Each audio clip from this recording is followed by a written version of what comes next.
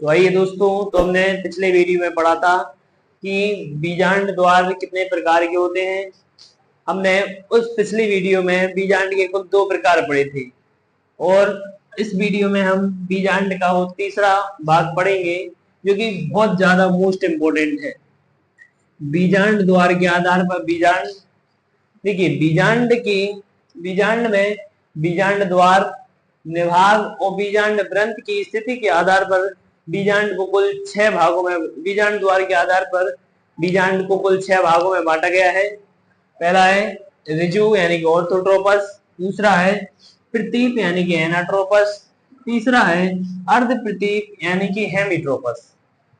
इसके बाद फोर्थ है वक्र यानी कि कैम्पिलोट्रोपस, फिफ्थ है अनुप्रस्थ यानी कि एम्फीट्रोपस और इसके बाद जो 6 नंबर है उसे कहते हैं सर्सिनोट्रोपस। इस प्रकार हम बीजांड द्वार के आधार पर 6 प्रकार के बीजांड के बारे में पढ़ेंगे। तो सबसे पहली हेडिंग है ऋजु यानी कि ऑर्थोट्रोपस और इसे एक नाम से और जानते हैं जिसे कहते हैं एट्रोपस। एट्रोपस 2-3 प्रकार से पूछा जाता है ये बोर्ड एग्जाम में। इसकी इंग्लिश को हिंदी बनाकर दिया जाता है। इसके अंदर देखिए ऋजु यानी कि ऑर्थोट्रोपस क्या कहलाता है।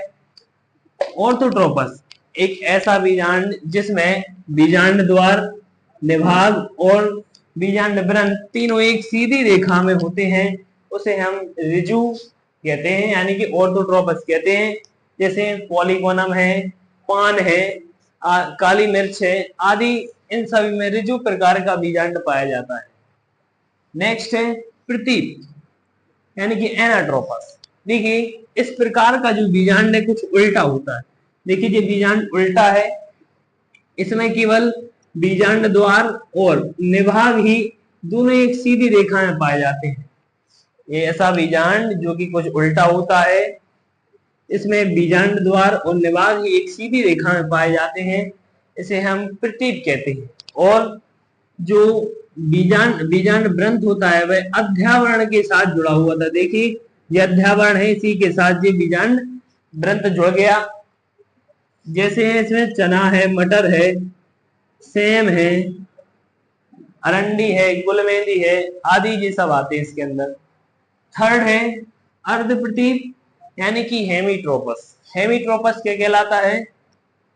इस प्रकार की बीजांड में बीजांड द्वार और निभाग एक क्षैतिज सीधी रेखा में, क्षैतिज यानी कि ऐसी सीधी, ऊर्ध्वाधर यानी कि ऊपर की ओर, तब हम कह सकते हैं जो बीजांड द्वार होता है और निभाग होता है तो एक सीधी क्षैतिज रेखा में पाए जाते हैं।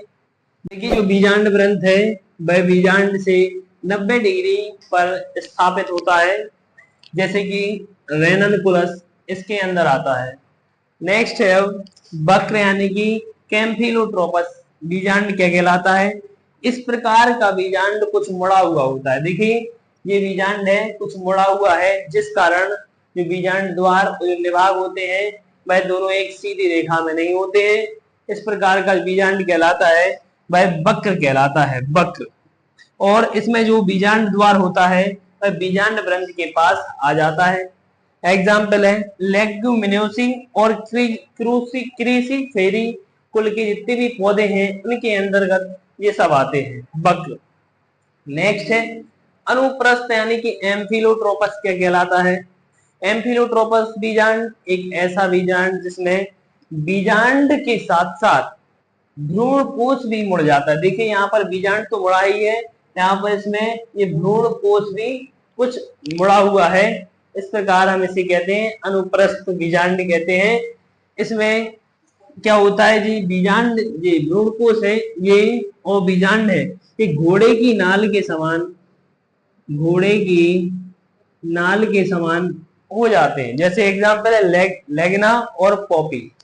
नेक्स्ट है कुंडलित यानी इसे कहते हैं हम सर्सिनोट्रोपस। सर्सिनोट्रोपस क्या कहलाता है। इस प्रकार का बीजांड में जो बीजांड ग्रंथ होता है वह बीजांड को चारों तरफ से घेर लेता है, चारों ओर से घेर लेता है, इसे हम कहते हैं कुंडलित यानी कि सर्सिनोट्रोपस। जैसे एग्जाम्पल में नागफनी।